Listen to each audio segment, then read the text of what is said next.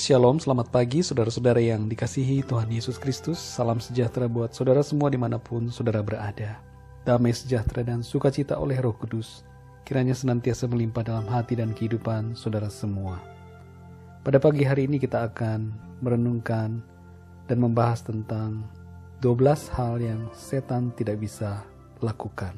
Dalam Efesus 6 ayat 11 tertulis demikian, "Kenakanlah seluruh perlengkapan senjata Allah, supaya kamu dapat bertahan melawan tipu muslihat iblis." Kepada kita diperintahkan untuk mengenakan perlengkapan senjata Allah seluruhnya, agar kita dapat bertahan melawan tipu muslihat iblis. Iblis hanya dapat menipu dan penuh dengan muslihat, namun ia tidak dapat mengalahkan orang-orang yang beriman, teguh kepada Tuhan.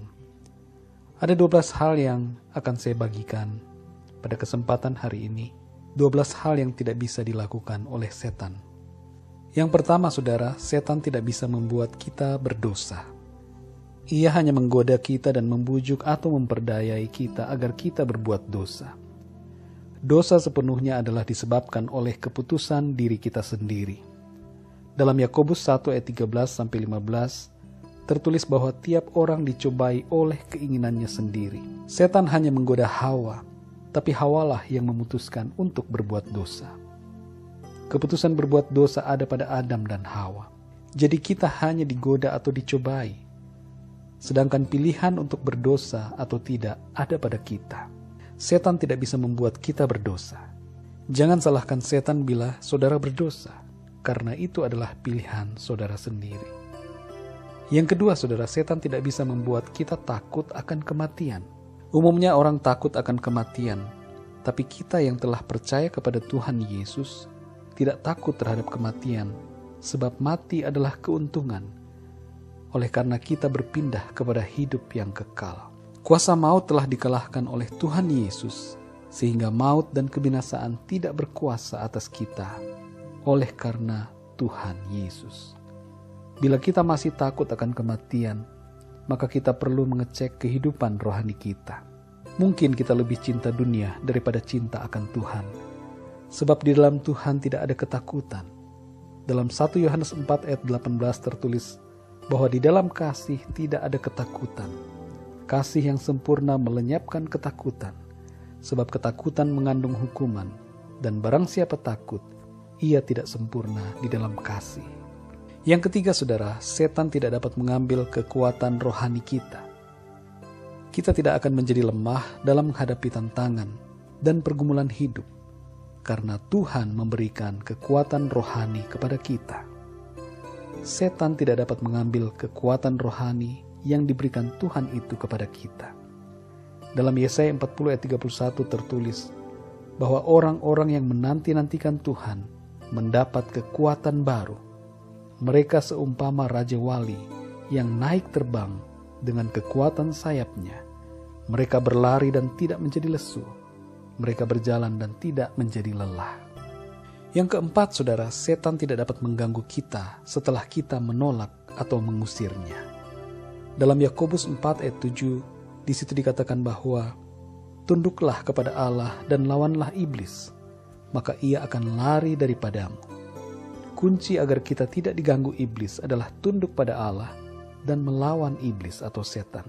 Setan tidak dapat mengganggu kita bila kita melakukan kedua hal itu. Yang kelima saudara, setan tidak dapat mengontrol kita. Kita yang ada dalam Kristus berada dalam kuasa Tuhan Yesus Kristus dan kita dipimpin oleh Roh-Nya yang kudus. Ayub tetap mengontrol hati dan pikirannya ketika ia dicobai dan ia menang. Setan juga tidak dapat merasuk orang-orang yang beriman pada Tuhan Yesus. Kita ada dalam pimpinan Roh. Oleh karena itu setan tidak dapat mengontrol diri kita. Yang keenam saudara, setan tidak maha hadir. Ia tidak bisa berada dalam berbagai tempat secara bersamaan. Tidak seperti Allah yang maha hadir. Setan tidaklah demikian. Dia terbatas dalam kehadiran. Manusia seringkali berpikir bahwa setan ada di mana-mana, padahal tidak, saudara. Setan tidak ada di mana-mana. Dia tidak maha hadir. setan itu terbatas. Allah lah Tuhan, pencipta langit dan bumi. Dialah yang berada di mana-mana. Dia maha hadir. Yang ketujuh, saudara, setan tidak maha tahu.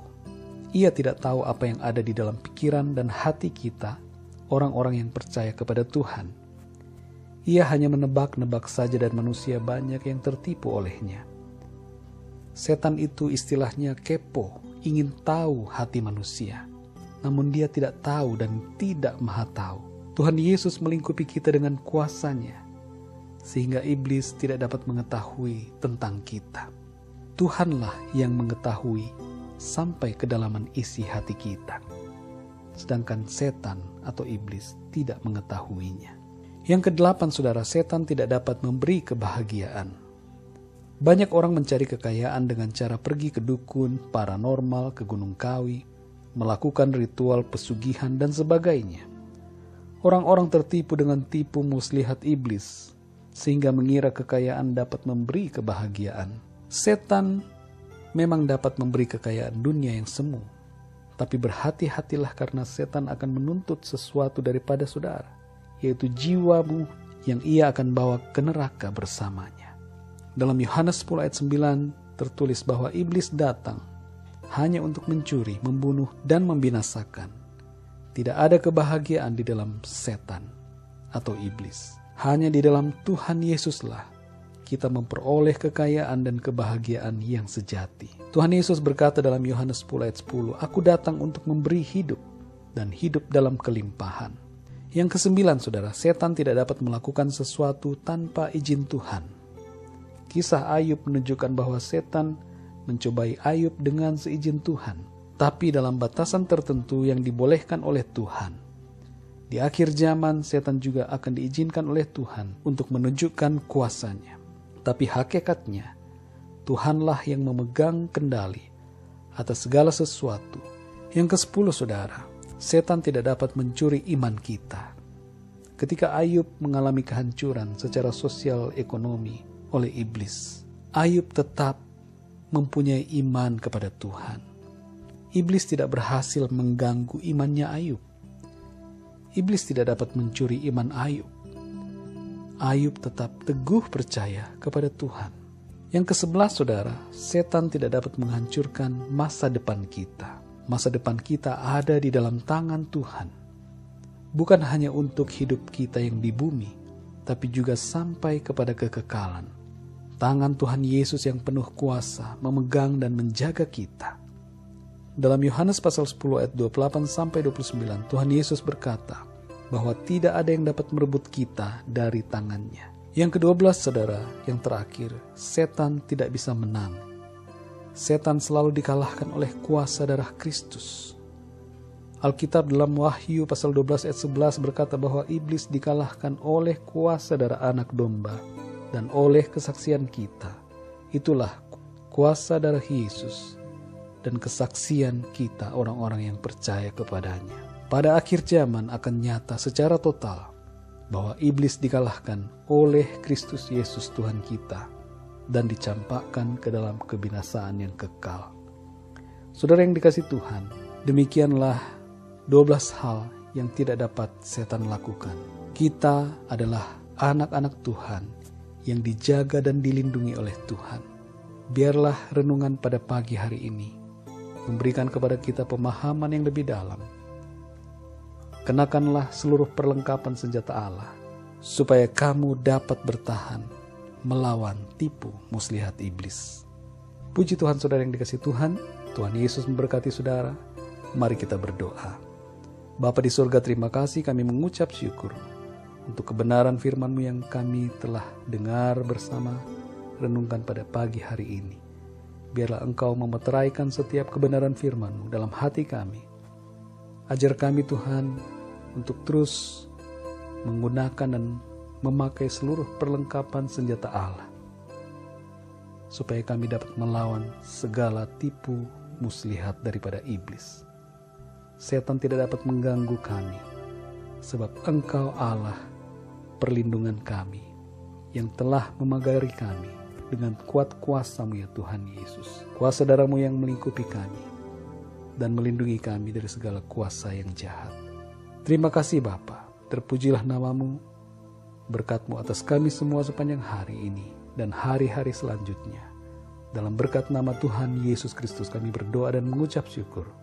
Haleluya, amin. Puji Tuhan, saudara yang dikasihi Tuhan. Tuhan Yesus memberkati saudara semua. Selamat beraktivitas dan sampai jumpa dalam renungan yang berikutnya. Haleluya.